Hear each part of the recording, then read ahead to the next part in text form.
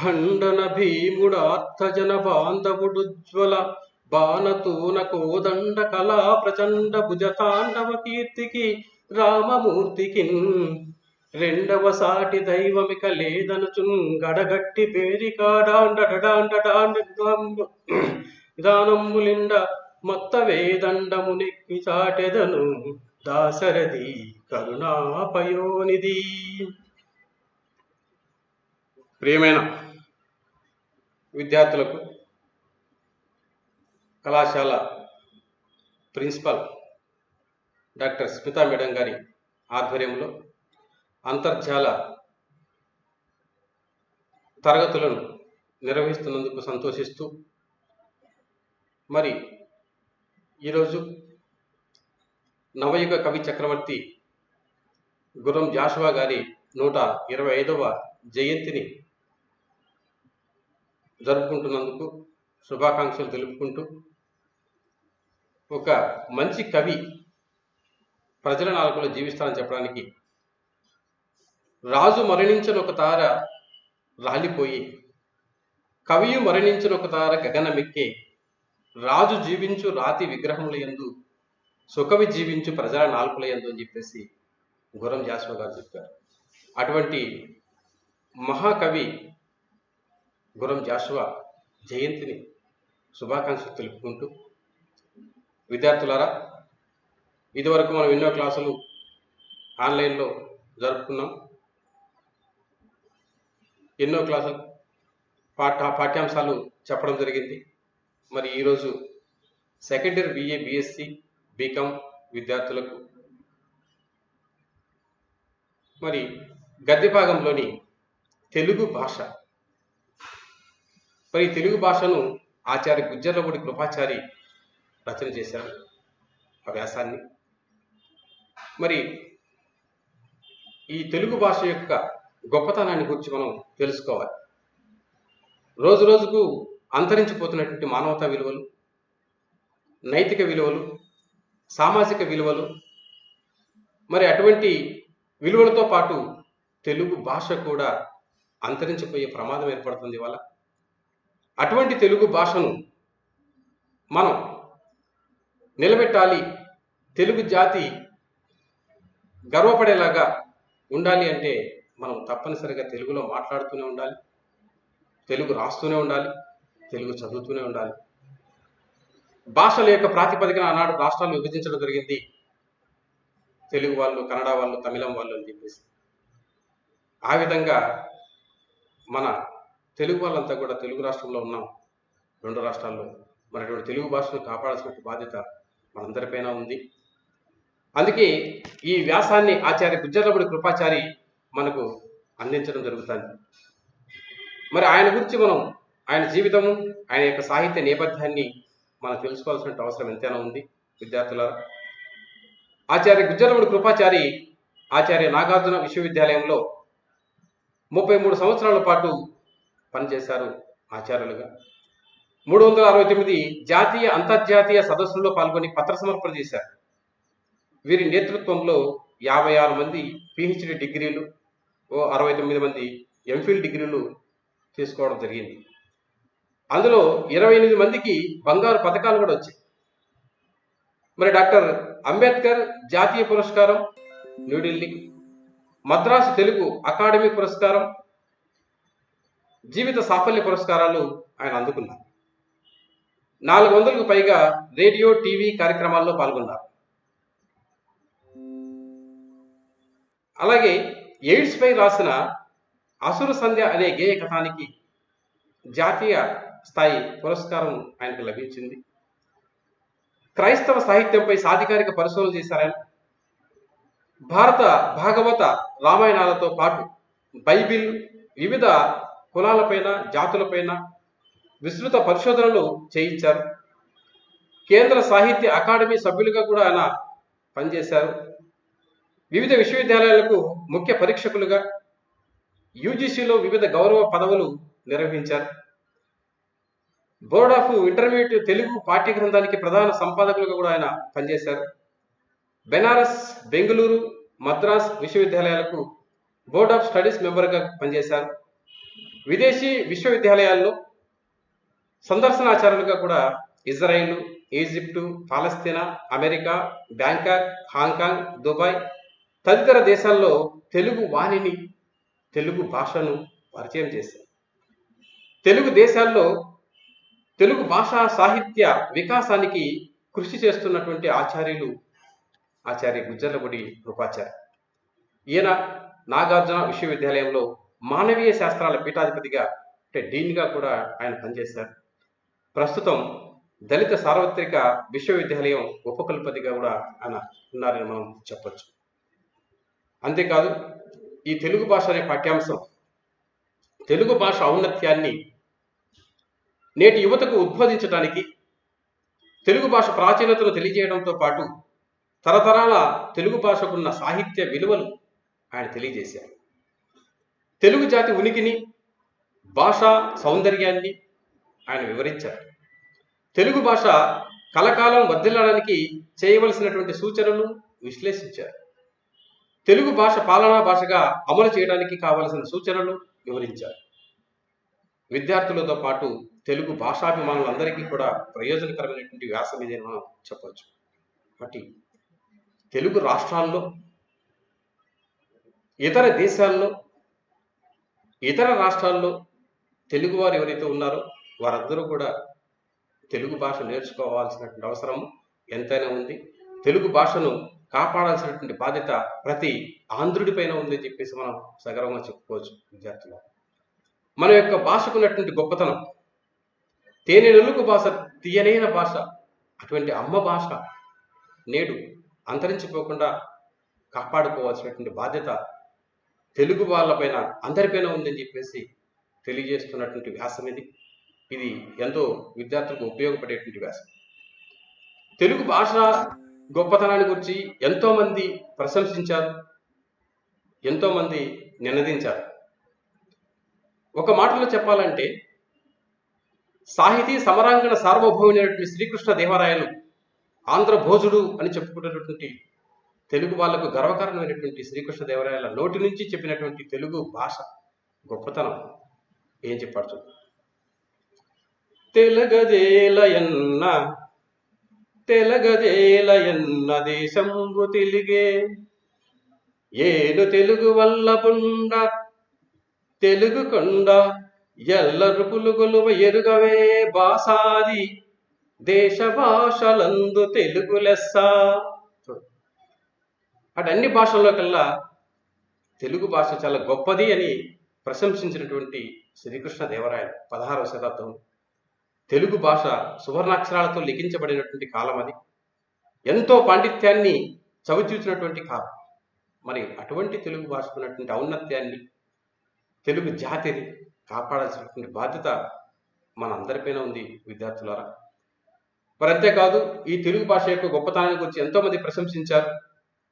మరి ఆ తెలుగు భాష యొక్క గొప్పతనం ఏంటో, ఆ వైశిష్టం ఏంటో ఇదంతా కూడా తెలుసుకోవాల్సిన అవసరం ఎంతైనా ఉంది.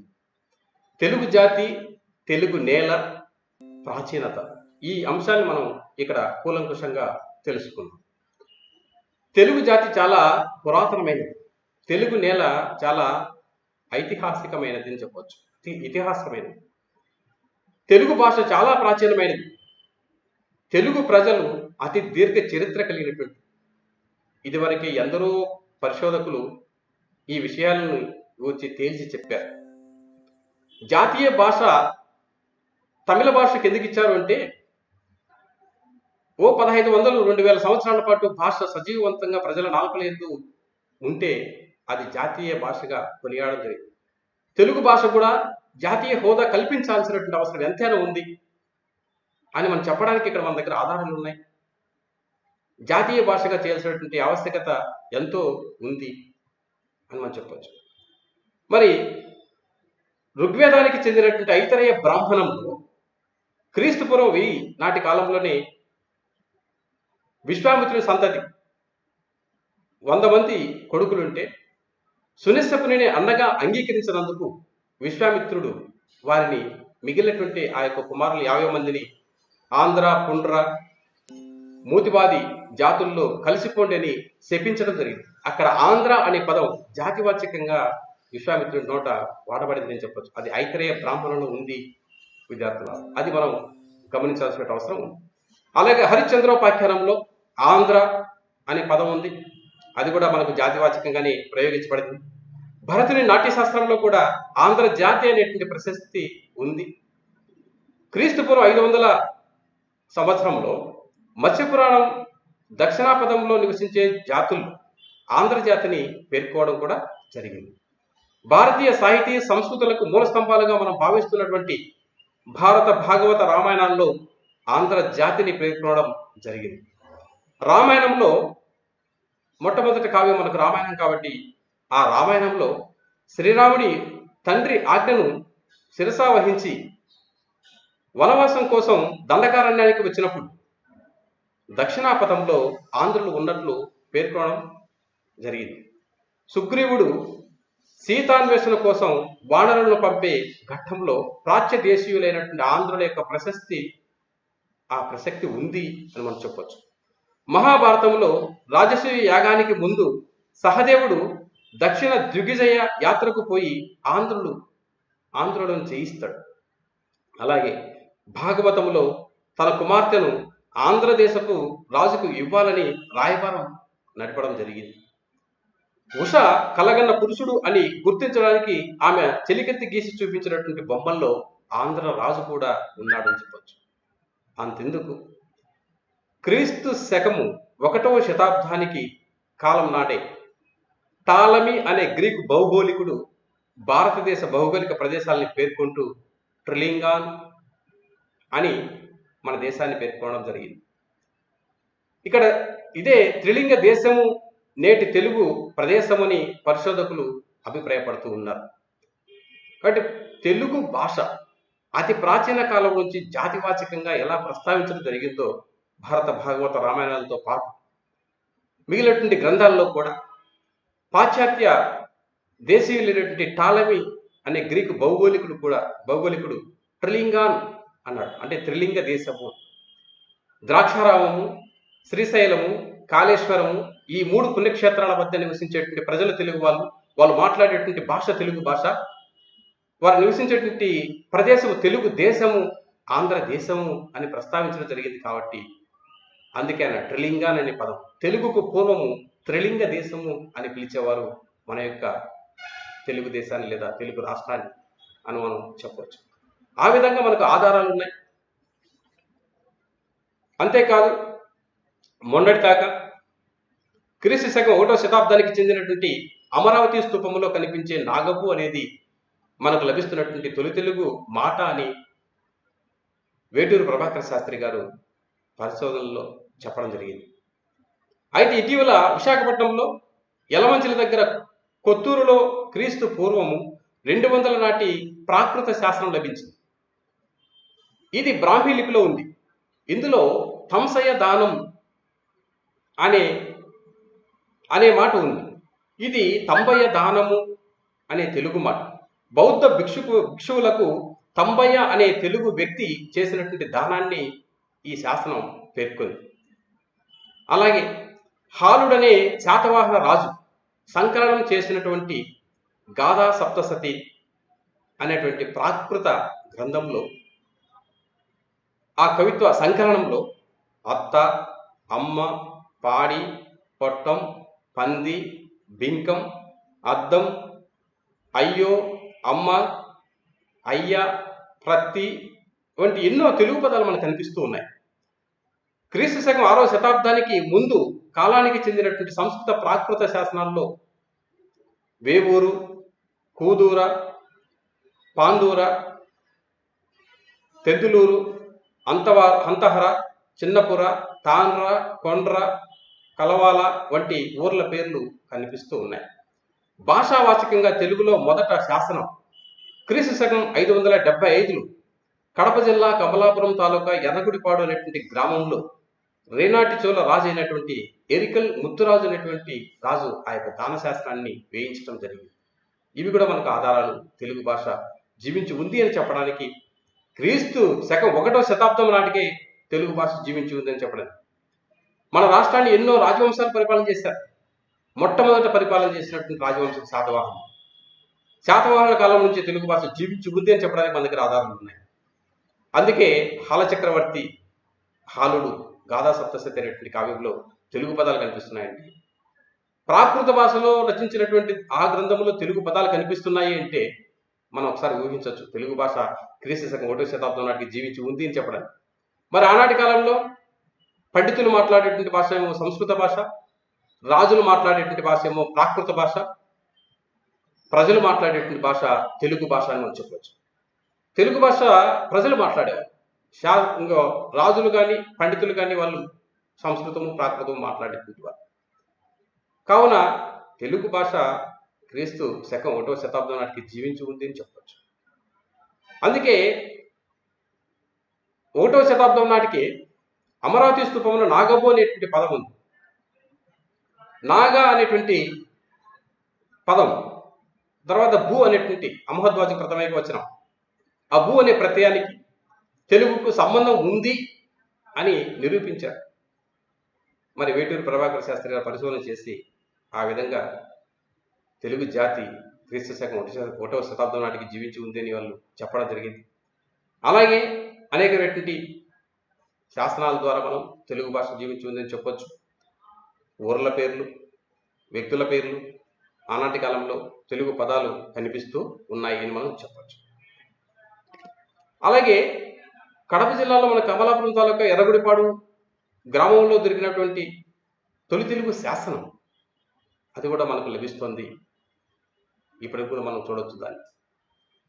అలాగే తెలుగు సాహితీ వైశిష్టాన్ని ఇది పరిశీలించినట్లయితే తెలుగు భాషకు 1000 ఏళ్లకు మించినటువంటి లిఖిత సాహిత్యం ఉంది. అపారమైనటువంటి జానపద సాహిత్యము ఉంది. క్రీస్తు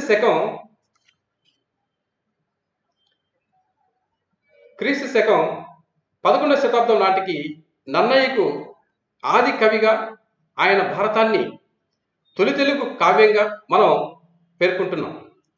నన్నయ్య కన్నా ముందే చాలా సాహిత్యం ఉంటుందని పరిశోధకులు అభిప్రాయం. హఠాత్తుగా ఆంధ్ర మహాభారతం వంటి సమగ్ర రచన పుట్టడం పరిణామవాదానికి వ్యతిరేకం కనుక అంతకుముందే చాలా రచనలు వచ్చి ఉంటాయని వీరి అవగాహన. దీనికి గద్య పద్య శాస్త్రాలు మనకు ఆధారంగా చెప్పవచ్చు. కానీ తెలుగు భాష 1000 ఏళ్లకు మించినటువంటి లిఖిత సాహిత్యం ఉంది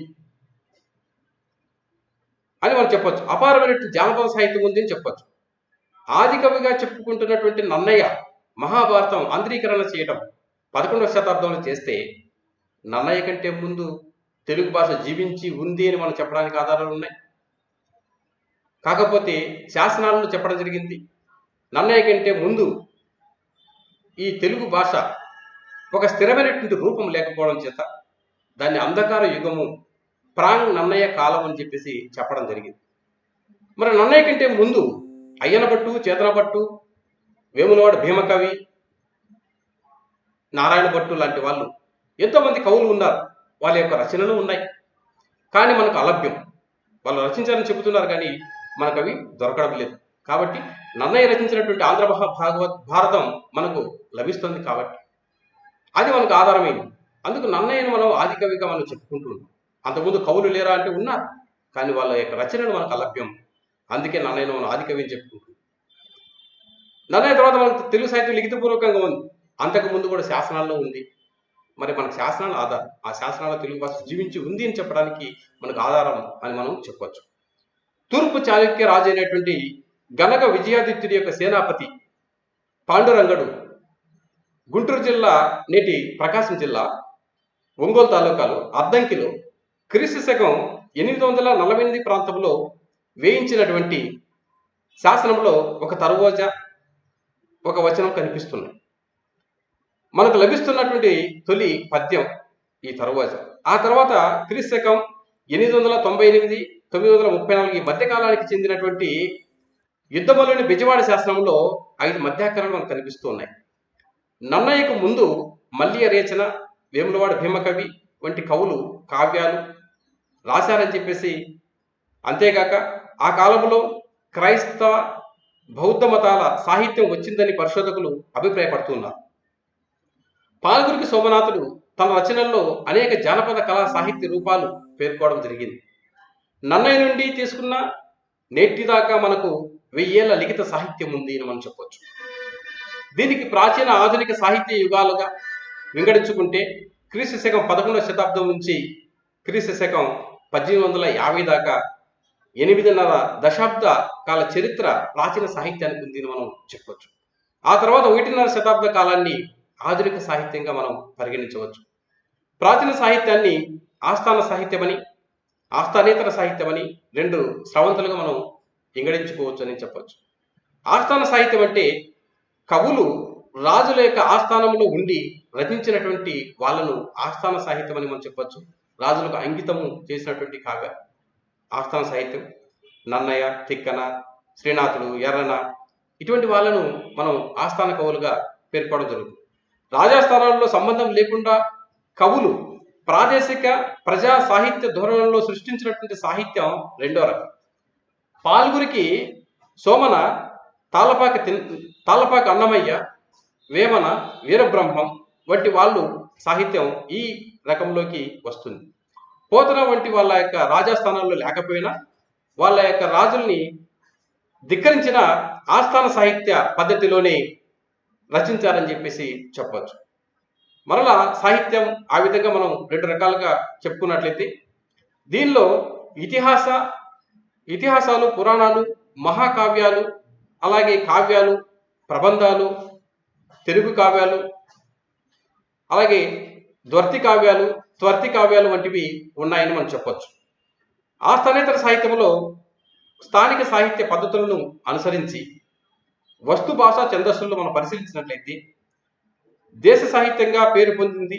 పద్యాన్ని తెలుగు కవులు 1000 ఏళ్లకు మించి భావ ప్రకటనకు గొప్ప వాహికగా ఉపయోగించుకుంటున్నారని మనం చెప్పవచ్చు.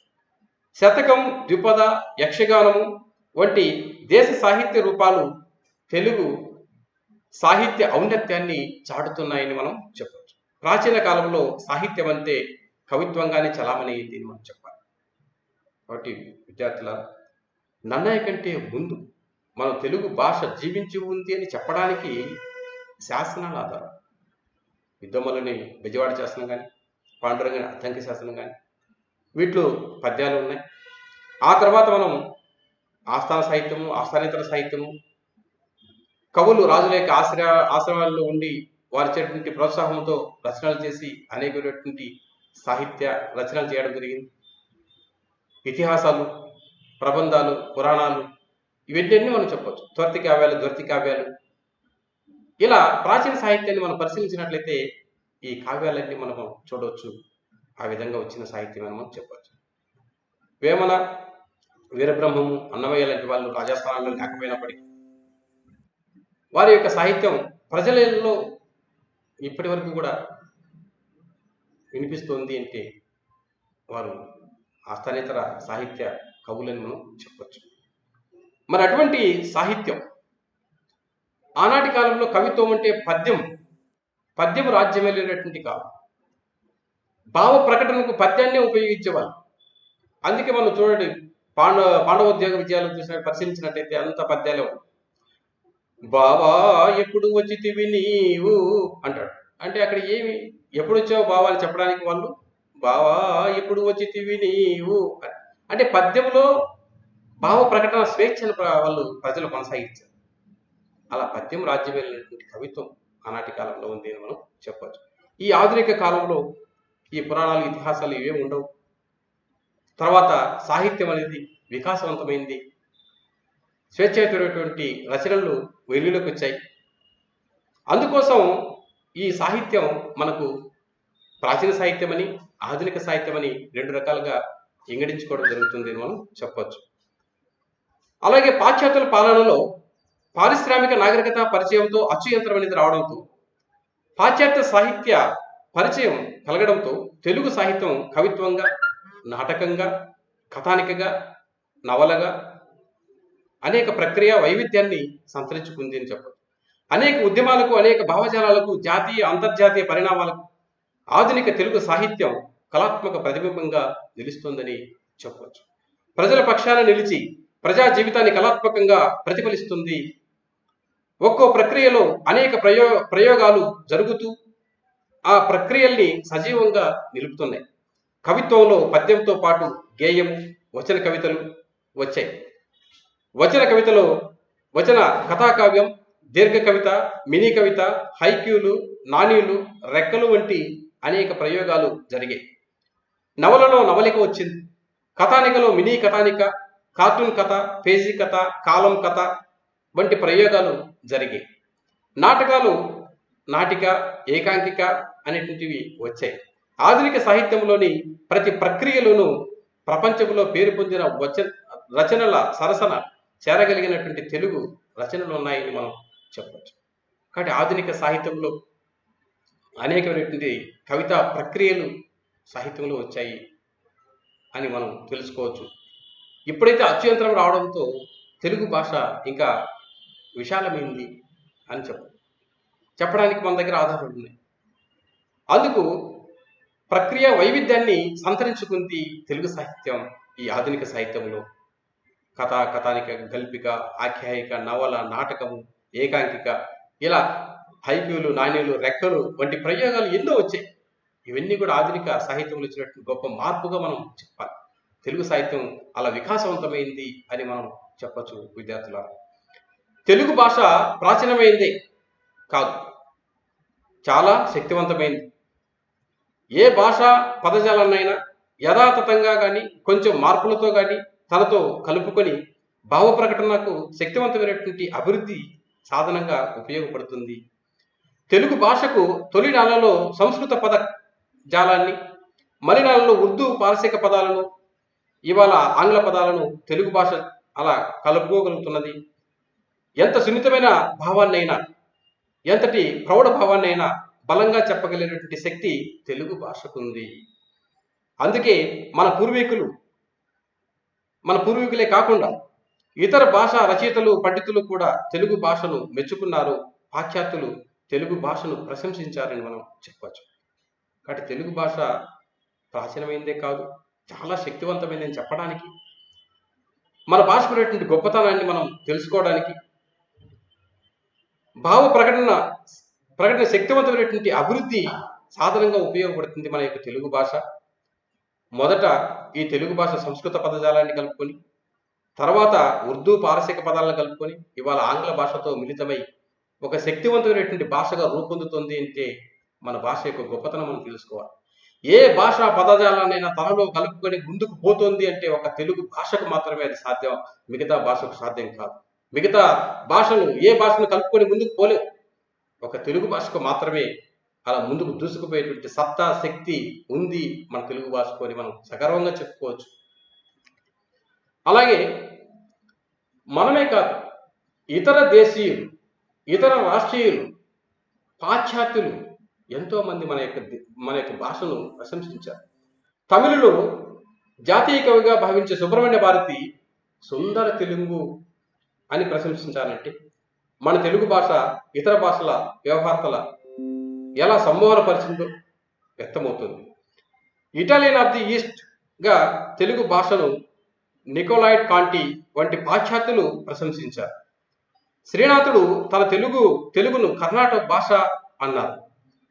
ఈయన కన్నా ముందు పాల్గురికి సోమనాథుడు జాను తెలుగు అని చెప్పుకున్నాడు. ఎప్పటికైనా భారతదేశంలో జాతీయ భాష కాగల సత్తా, అవకాశం దక్షిణాది భాషల్లో తెలుగుకే ఉంది అన్నారు శ్రీశ్రీ. భారతదేశానికి జాతీయ స్థాయిలో దేనికైనా అధికార భాష చేయాలంటే అందుకు అన్ని విధాల అనువైనది, యోగ్యత, అర్హత కలిగినది తెలుగు భాష అని జేబిఎన్ హాల్టన్ అనే పండితుడు అభిప్రాయపడడం జరిగింది. కాబట్టి విద్యార్థులారా, తమిళులు గొప్పగా చెప్పుకున్నటువంటి కవి సుబ్రహ్మణ్య భారతి, ఆ కవి నోట నుంచి తెలుగు భాష సుందర తెలుగు అని చెప్పాడు అంటే మనం ఒకసారి ఆలోచించాలి. అలాగే ఇటాలియన్ ఆఫ్ ది ఈస్ట్ అని నికోలాయిడ్ కాంటిని పాశ్చాత్యుడు ప్రశంసించాడు. మహాకవి శ్రీనాథుడు కవి సార్వభౌముడు, మరి ఆయన నోటి నుంచి కర్ణాటక భాష అని చెప్పేసి చెప్తున్నాడు. ఆ భాష అనే పదం ఎట్లా, కర్ణాటక భాష ఎట్లా వచ్చిందంటే ఆయన నోటి నుంచి, ప్రౌఢి పరికింప సంస్కృత భాష ఎండ్రు, పలుకు నిడికారమున ఆంధ్ర భాష ఎండ్రు, ఎవ్వరేమండ్రు గాక నాకేల కొరత, నా కవిత్వము నిజంబు కర్ణాటక భాష అని చెప్పి చెప్తున్నాడు.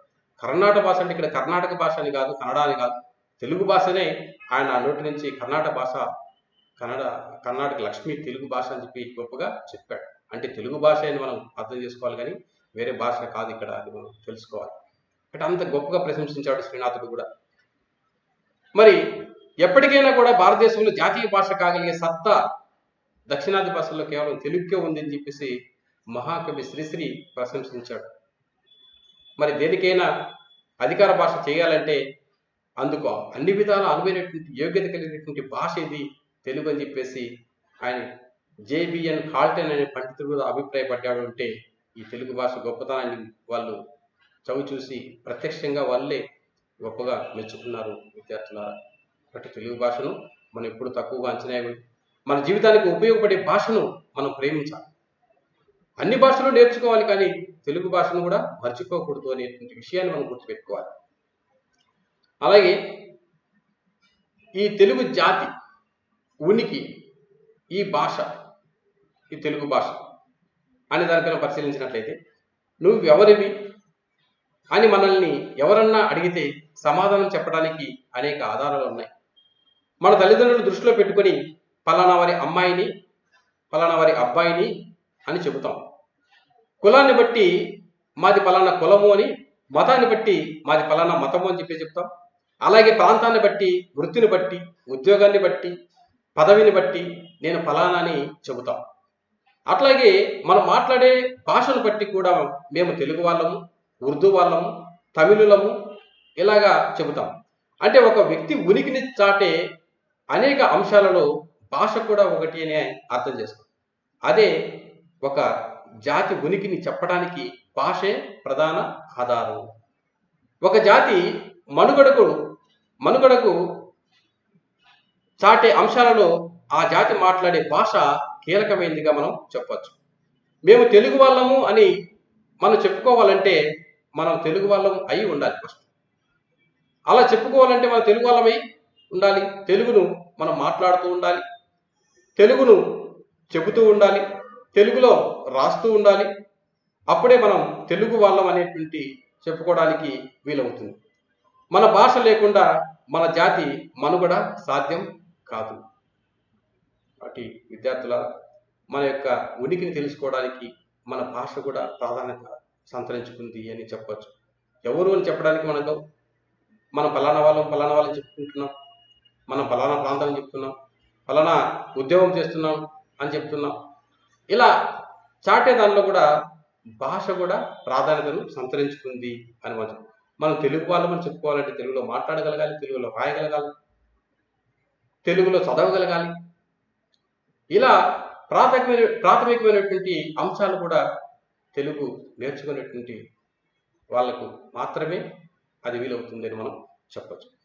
తెలుగు భాషకు పొంచి ఉన్నటువంటి అపాయం, అలాగే ఈ తెలుగు భాషకు ఎందుకు ఇవాళ అపాయం పొంచి ఉంది అని అంటే మనం కొన్ని అంశాలను ఇక్కడ పరిశీలించాల్సిన అవసరం ఉంది. తెలుగు భాషే మరణిస్తే తెలుగు జాతి మనుగడ ఏమిటి అన్నది ఇవాళ మన ముందున్న ప్రశ్న.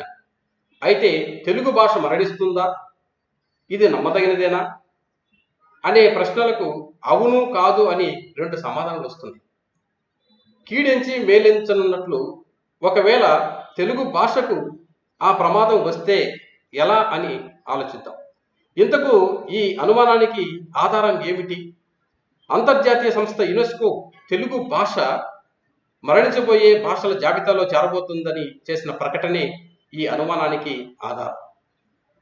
ప్రపంచ వ్యాప్తంగా వ్యవహారంలో ఉండిన 6,000 భాషల్లో ఇప్పటికీ 3,000 భాషలు మరణించాయని, పరిస్థితులు ఇలాగే కొనసాగితే మరికొన్ని భాషలు మరణిస్తాయని, వాటిలో తెలుగు భాష ఒకటిగా ఉండబోతుందని యునెస్కో ప్రకటించింది. ఒక భాషను మాట్లాడే జనాభాలో 30% మంది ఆ భాషను చదవకుండా తల్లి భాషకు దూరమైతే ఆ భాష కాలక్రమంలో మృత భాషగా మారుతుందని యునెస్కో సూత్రీకరించింది. తెలుగును ఆ పరిస్థితి రాబోతుందని ప్రకటించింది. ఆ అవ్య మరణిస్తే ఆ పాపం ఎవరిది అని శ్రీశ్రీ అన్నట్లు మన భాషే మరణిస్తే ఆ పాపం ఎవరిది? మనందరిది. దక్షులెవ్వారు ఉపేక్ష చేసిన వారని చేటకు అన్నాడు తిక్కన. ఒక చెడ్డ పరిణామం వస్తుంది అంటే దాన్ని నివారించగలిగే శక్తి ఉండి కూడా ఉపేక్ష వహిస్తే ఆ ఉపేక్ష వహించిన వాళ్ళకే చెడ్డ చేస్తుందని అర్థం. రాత్రి అయితే చీకటి వస్తుంది కనుక రాత్రికి కావలసినటువంటి వస్తువులు పగలే సమకూర్చుకోవాలి. ముసలితనంలో ఏ ఇబ్బంది లేకుండా బతకడానికి అవసరమైనటువంటి జాగ్రత్తలు యవనంలోనే తీసుకోవాలి అని చెప్పాడు శ్రీకృష్ణదేవరాయలు. మన భాష విషయంలో కూడా ఈ జాగ్రత్త అవసరం. మన తల్లిని మనం కాపాడుకున్నట్లు మన తల్లి భాషను కూడా మనమే కాపాడుకోవాల్సినటువంటి అవసరం ఎంతైనా ఉంది విద్యార్థుల. కాబట్టి ఈరోజు ఈ తెలుగు భాష మొదటి భాగాన్ని మీకు అందిస్తున్నాం. మన కళాశాల ప్రిన్సిపల్ డాక్టర్ స్మితా మేడం గారి ప్రోత్సాహంతో ఈ ఆన్లైన్ స్ట్రీమ్ క్లాసులు నిర్వహిస్తూ మీకు చేరువవుతున్నందుకు ధన్యవాదాలు. చివరగా ఒక పద్యం చెప్తాను. మొదట చెప్పాను, సరిగా రాలేదు. భండన భీముడార్తన